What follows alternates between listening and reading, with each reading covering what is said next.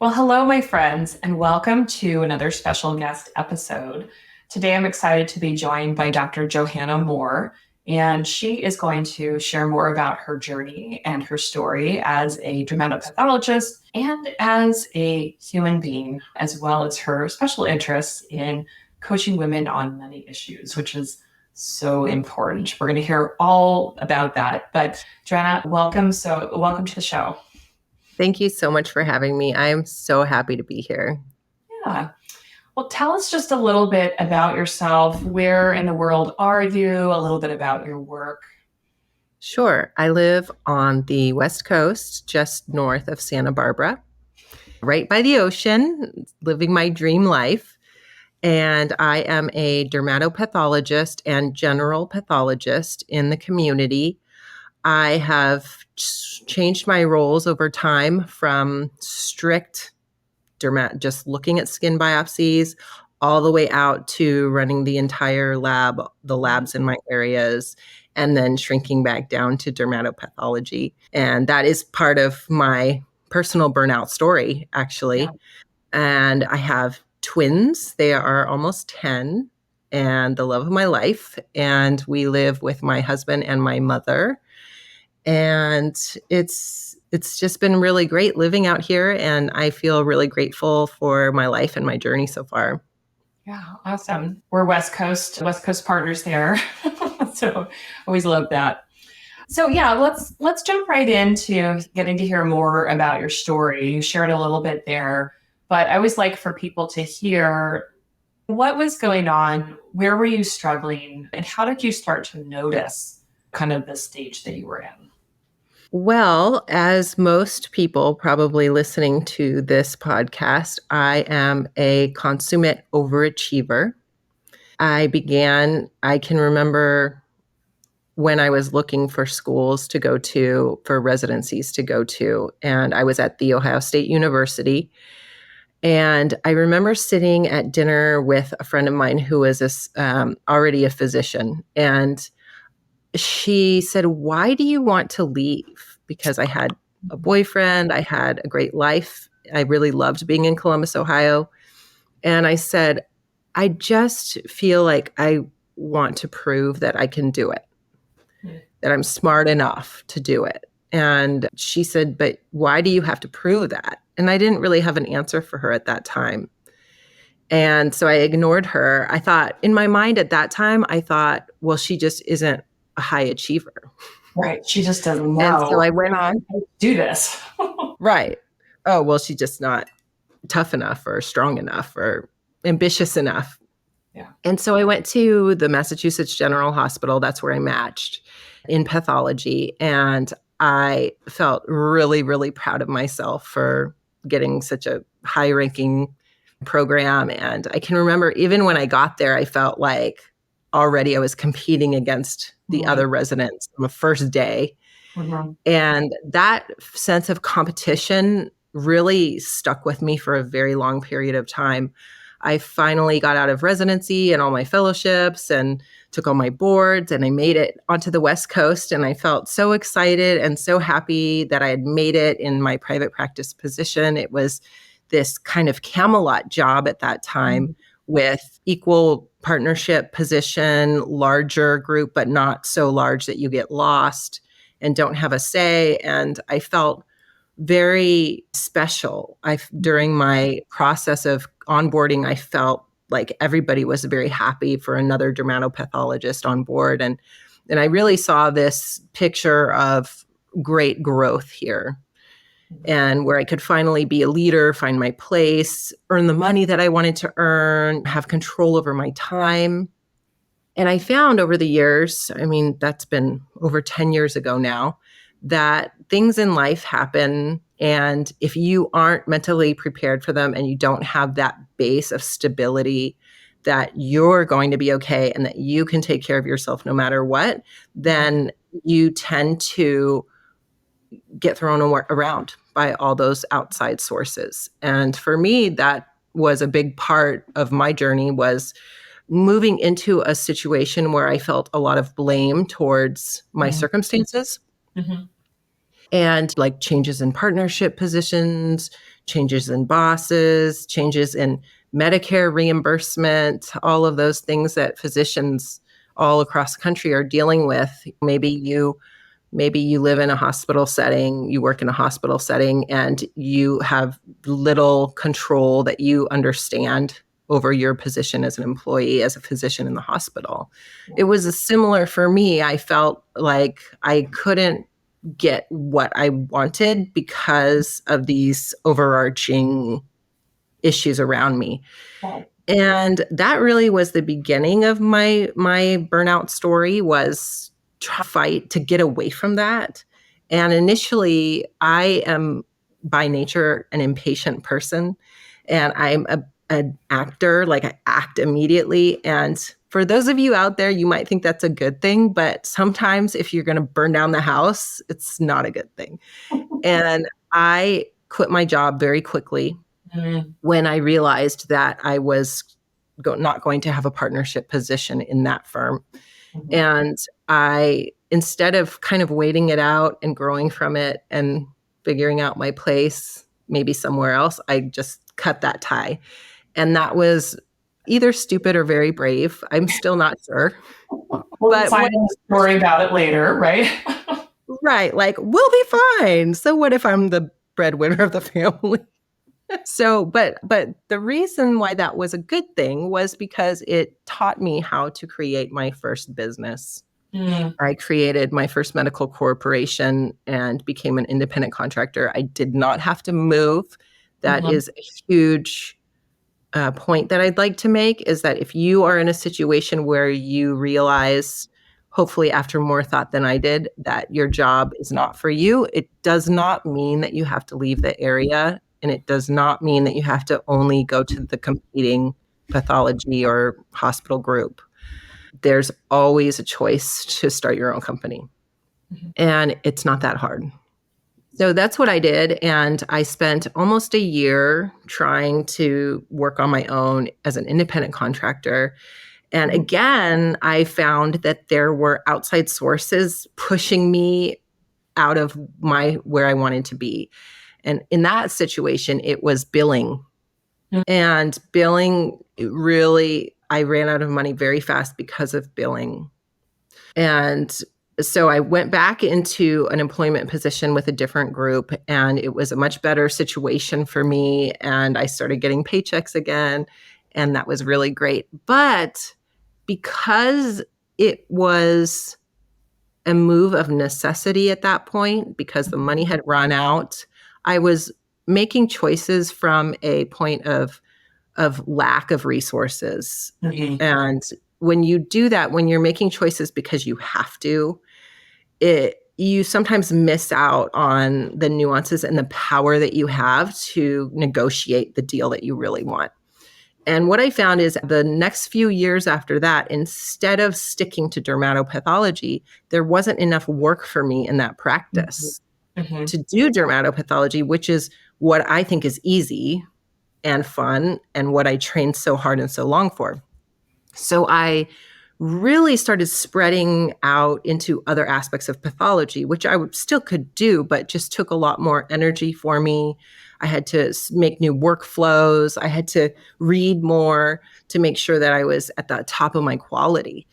And I started spreading myself really thin into leadership, into teaching, into anything that anybody needed. I was there. I was the first one to answer any calls. I was always available. And sooner or later, I was working very, very hard for as much money as I had even before I quit my first job. Yeah, because we delude ourselves, right? Dilute, dilute, not delude. We might be deluding ourselves too. But yeah, by agreeing to sort of, I'm going to take on all the roles. I'm going to be the one who answers the questions, even if it's not my patient. And we diminish our own pay because those things are not reimbursed, right? Exactly. Yeah. And also because they are not what you're really good at, the other thing. Right. Because you said it took a lot more energy to do all these things. It wasn't, as we say, kind of the zone of genius for you. And there was a lot of going back to your question about what was my thought process at that time. There was a lot of, I'm not enough, so I have to show that I'm always there, that I'm indispensable. Mhm. There was a lot of that. Yeah. And that connects back to even before residency with that. I have to prove myself. I have to prove that I can do this really hard thing and be a superstar. We've moved the goalpost around. It sounds okay. Well, if I can be the rock star dermatopathologist because there's not enough of that, then I'm going to be the most amazing person here who does all of the things. Spoken like a true coach. The, And somebody who's experienced much of the same. Right? yeah, the root cause was Yeah. definitely I'm not enough and have to figure out a way to prove that I am. Yeah. Well, and let's talk about that a little bit because of course you're a coach as well. And we've got a lot of us have this underlying sense of I'm not enough right now. I need to do X, Y, and Z things. In your experience, how does that work out for people? It never works out well. Well, I'll take that back. I think that it's a bell-shaped curve. Mm-hmm. I think that many women who become physicians or become high achieving professionals in any field, they are driven by negative emotions, and that's what makes them so successful. Yeah. And one of the negative emotions is I'm not enough. Right. That's what gets them out of bed every morning. Right. I'm not enough, so I better go prove Push, it right. push, and push Yes, until I meet whatever I've decided is enough.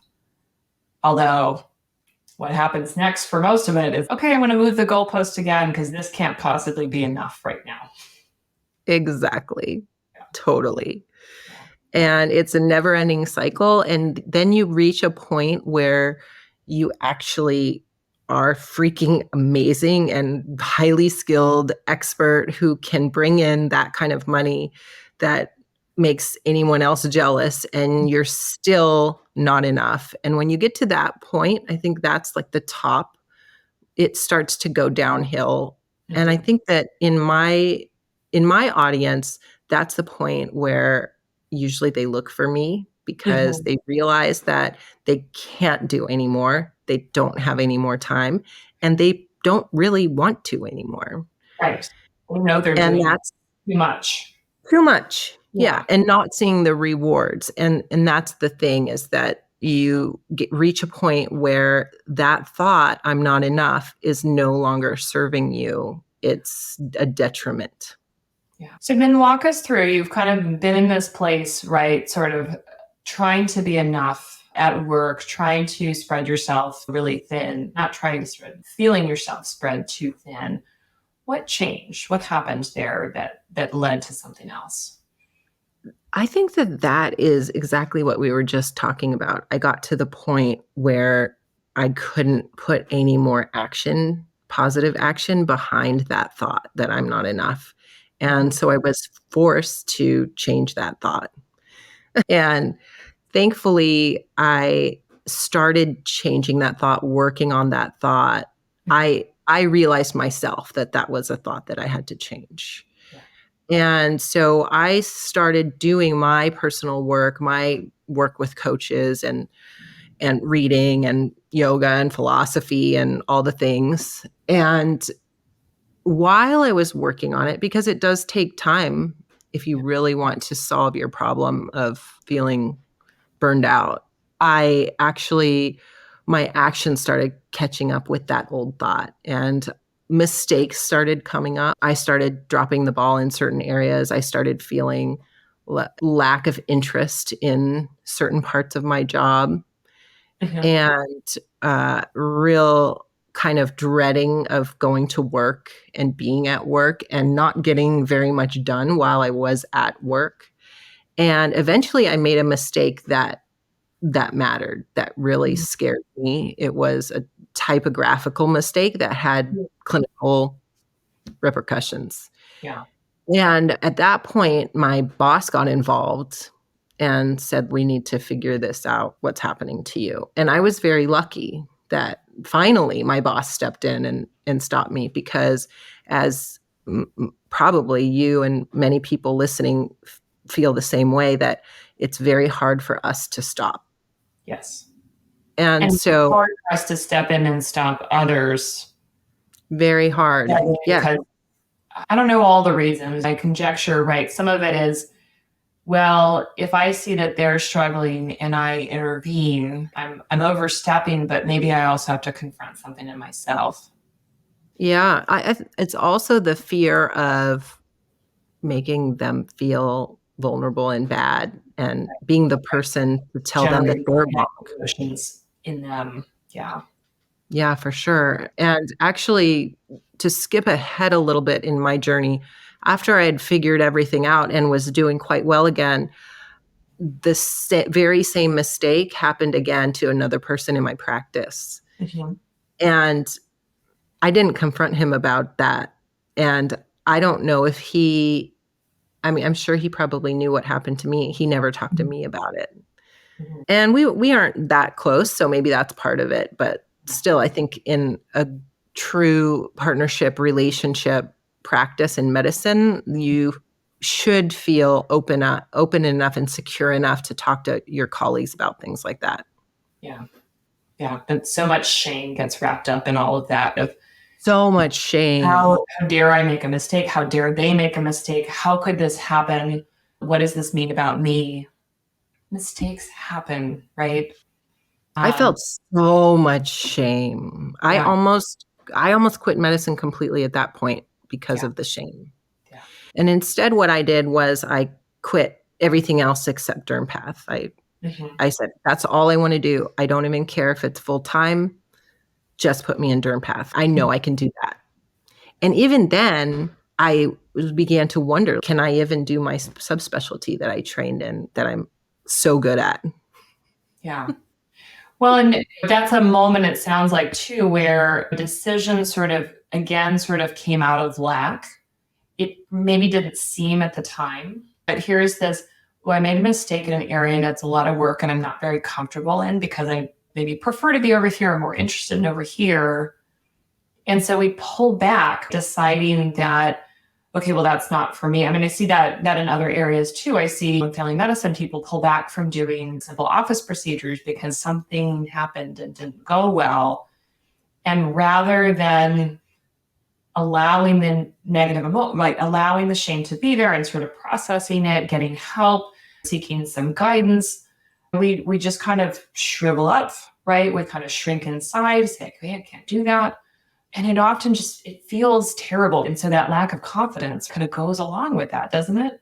Of like, ooh, I had to pull back from this other area. I'm not even good at the things I At think. all. It's Yeah.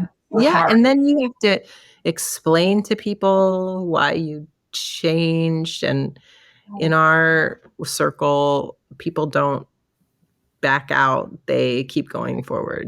Right, So, there was a lot of that, right. dealing with that, like, why did I stop? Yeah. And people want to know, but you probably don't want to tell them of like, oh, this terrible thing happened. I'd rather just allowing myself to be human.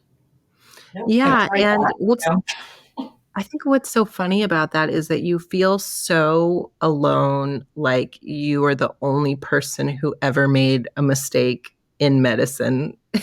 You must be a bad person, like, you must not have been on your You know, game.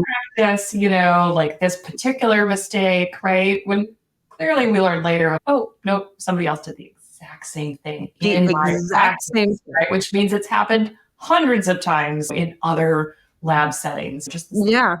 Yeah, and then I found out that even people in leadership who I look up to in leadership because of similar Yeah, situations. I've often noted that people who are feeling burned out or had a bad outcome or something in the carting back our clinical practice, there's often a creating of, okay, I'm going to go be a leader. I'm going to go be a this to protect myself from that pain because we I don't would learn about shame, right? And that shame is normal. Like shame is normal. I think we often feel shame at times that are not appropriate. They're too like we shouldn't feel shame when we say the wrong thing or make a mistake. It's very simple of, oh, like we missed a telehealth appointment or some some benign mistake, but that can trigger so much shame because we've convinced ourselves we have to do everything just right. Completely. I want to go back a little bit to the comment you made about making another decision out of the space of lack, scarcity. And I completely agree with you. I also think that at some point you reach a level of emotional intelligence when you start to believe yourself at what you really should be doing. Mm-hmm. And for me, there definitely was a, I give up. I don't want to do this anymore. This is too hard. Mm-hmm. But there was also a deep desire to move back to only things that I feel like I was meant to do. Yeah.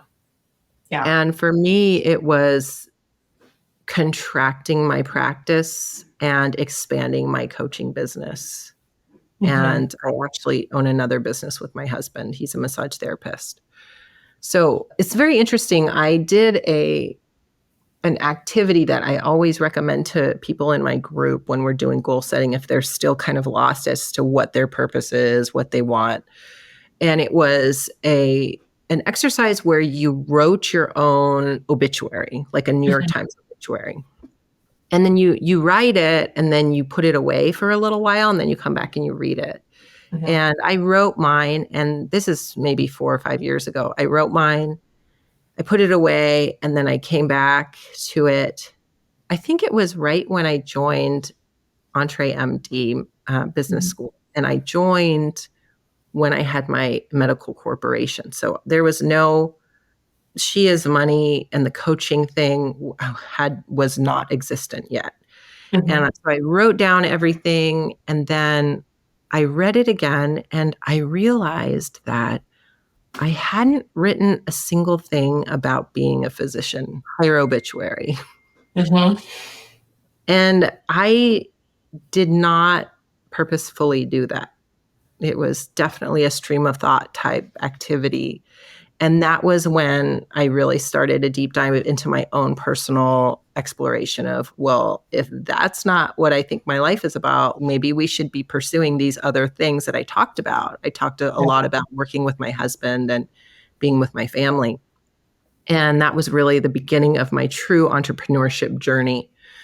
And the reason why I tell you that is because I think that everything happens for a reason, and you get to choose how to move that into whatever direction you want. But if you don't have any understanding of who you are, who you want to be, what legacy you want to leave, what Mm-hmm. you're doing on this planet, then it's easy to get bounced around like I was getting bounced around earlier in my career. For me, I really had a deep understanding at that point when I had made that mistake and was really at the top of my burnout phase that I had other things in my life that were more important for me to do. And it made it so much easier, even though I did have all that shame and disappointment and feelings of inadequacy. It felt better than the first time. Yeah. Yeah. There was a moving through Yes. component and an ability to see your story, maybe not in the moment, but to see your story in a way that served you, right? To be able to connect these things of, okay, I'm not only a physician. I need to put attention into these other things. I need to recognize and honor that part of myself that wants something beyond being a physician.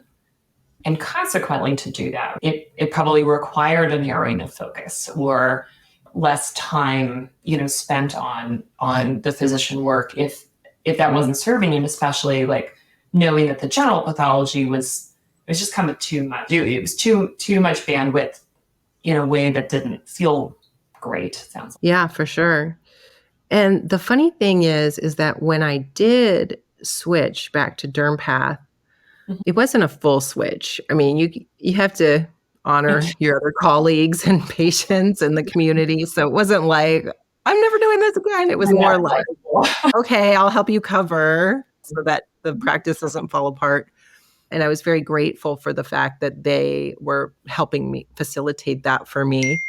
But what I found was that there was a period of time in the beginning when I made the switch where I was doing a lot less work.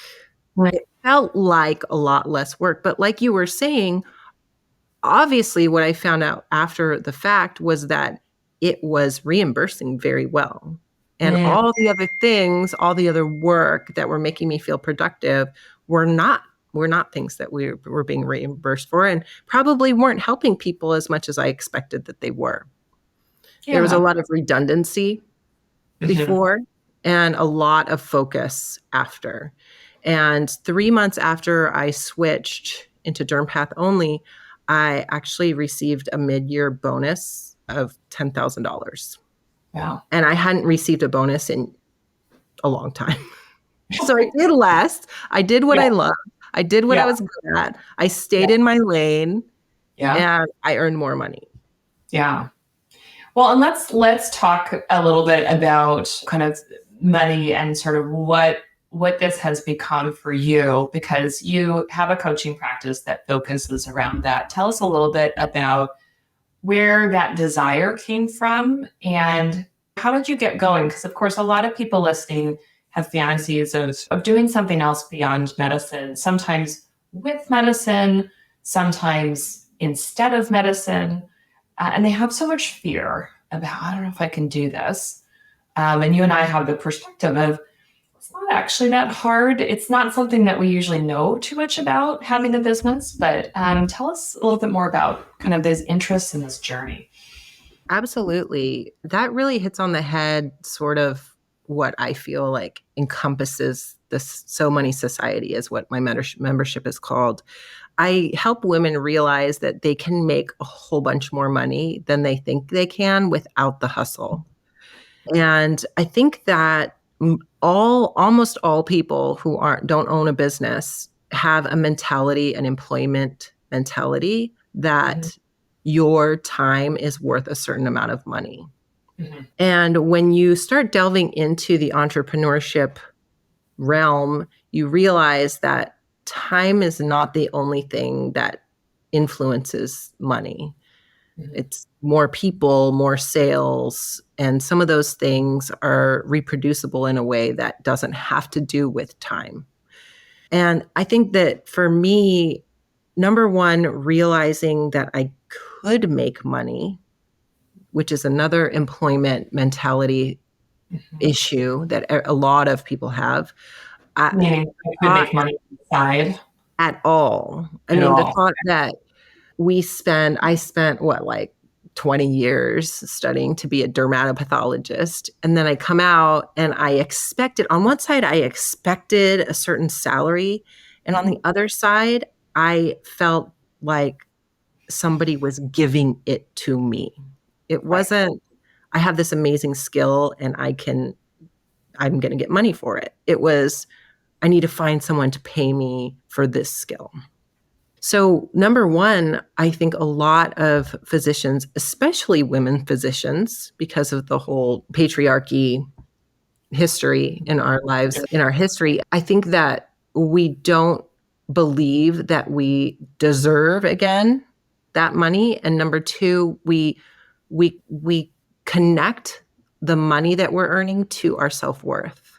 Mhm. And we don't realize that it's just that we have immense value that people want to pay for. And I can remember when I first realized I was unhappy in my first job, and I can remember lying on the bathroom floor crying to my husband, who is an entrepreneur. I don't have anything that I can make money with. Nothing, like not even in medicine, like nothing. And now the person I am now, looking back on that, I can think of 100,000 different things that I could have done. Sell your rug on your Right. floor. It's very simple to Yeah. make money. It's very hard to feel, number one, like you can. Number two, like anybody will buy from you. Number three, like it aligns with who you are.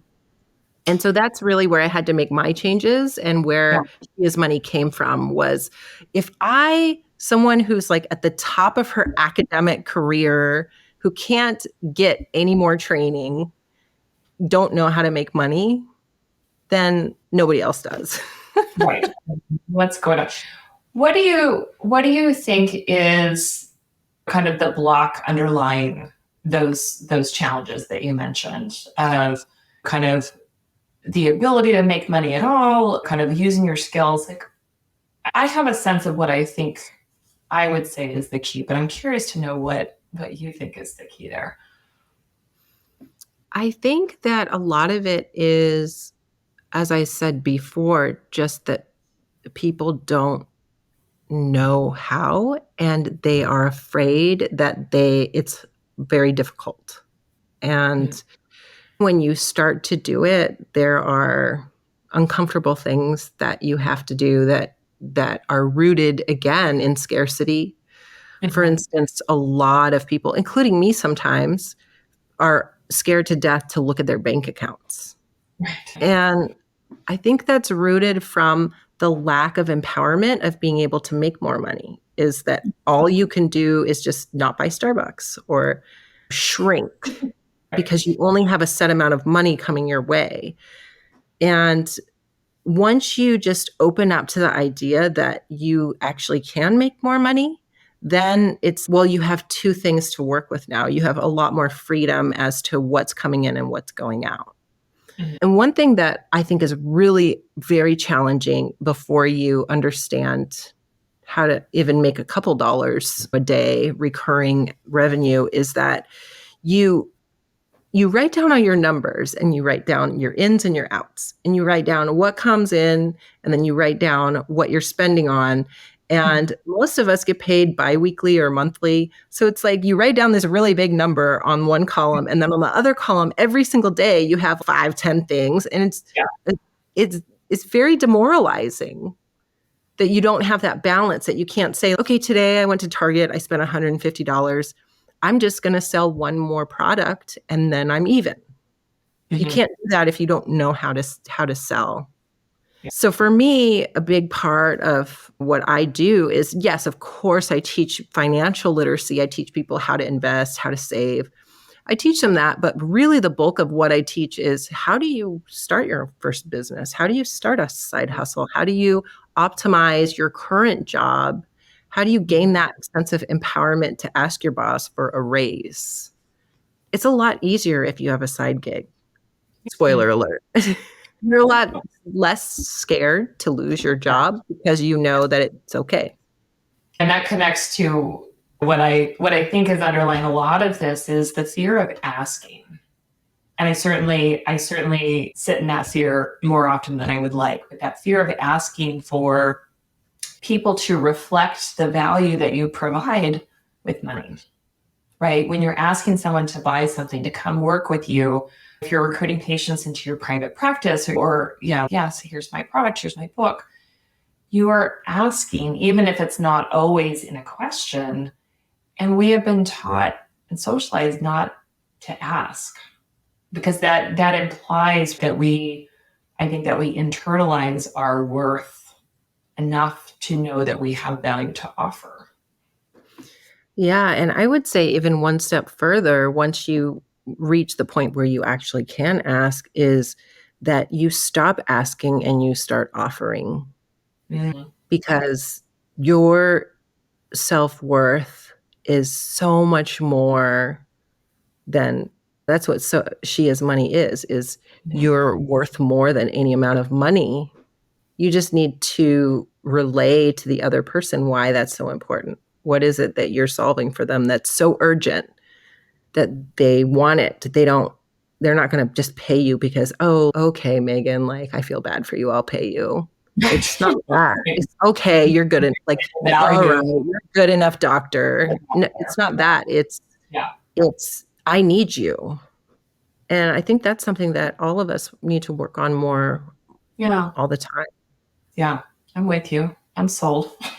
Well, and Yeah. speak a little bit too about, as you have sort of come into more alignment on these particular professional goals, you've had some things that have come along with that in your personal life that have been maybe invaluable to you. So share a little bit about that too, because I think it could be easy for us to look at, well, I'm either focused on my career or I'm focused on my family, and the other one's always going to suffer. It's so amazing. I remember that feeling that I just do not have any more time. And sometimes I fall into that trap still. Like my roof right now is leaking, and I keep saying, I just don't have time for that. But really, what I mean is, I don't know how to do it. I'm scared to learn how. I'm scared to realize how bad it really is. So I'm just going to say, I can't, I don't have the time to ignore it. And I went from feeling like my job as a physician was life encompassing. I can remember when my twins were babies and I just was signing out cases at 3 a.m. Like I couldn't find any other time. To in the past couple of years, I'm working towards my Taekwondo black belt. I am about to get yoga certified in the Chopra yoga teacher training. I got my life coach training. I have multiple courses that I'm working on. I have 3 businesses now. And then I like talk to a physician who I think would be a great fit for the community, or a nurse who's a great fit for the community. And they tell me, I just don't have time right now. I just don't have the bandwidth right now. And I have to chuckle to myself because there's no possible way that they're doing more than I am. There's no possible way. And I think, But where are the priorities, right, for them? yes, it's priorities. It's allowing yourself to focus on one thing and then drop it and focus on another thing. It's knowing what your purpose is. I know that my purpose is not just being a physician. I know that there's something much bigger than me that I'm trying to create right now. And that is what wakes me up in the morning. It's not, I'm not enough anymore. It's people need to hear what I have learned. Yeah, so good. Because they think that they are not enough. They're still in that place, and I want to get them out. I'm going to pull them out, pull them up, and say, we don't have to do that anymore. Don't do that anymore. Just don't do it. For somebody who is out there listening, I always ask if there's something that you really want them to know. That's a good one of we don't have to do that anymore. We don't have to wait for someone to hand us our worth. What else do you want them to know that you wish you could have known during some of those periods of burnout? I just thought of something really powerful that I think everybody here needs to know. And it is that what you think is easy right now should be getting the most money for. You should be getting the most money for what you think is easy, because that means you're an expert at it. It means you love it. It means you spent time focusing on it, learning about it. And that's pointing you towards where you should be.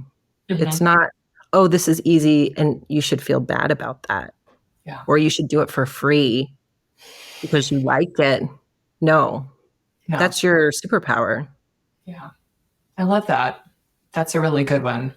For people who are out there listening and they want to learn more about you, learn more about the coaching work that you do, I imagine probably no one is seeking out a dermatopathologist for their personal use, because that's not how we use dermatopathologists. But for someone who's You'd be surprised. Yeah, probably. Tell us a little bit where people can find you. Yeah. If you are a dermatologist or a private practitioner in the Central Coast, I'm accepting clients. There you go. But really what I'd like to tell you about is She Is Money. I have a company called She Is Money. It's my coaching company. It helps ambitious, mostly healthcare professionals, high achieving healthcare professional women realize that they can make more money without working harder, and figure out what that stream is, what that income stream is, whether it's in your job, a side hustle, or a completely new business, totally separate from healthcare. And it's called the So Money Society. There are amazing women in there.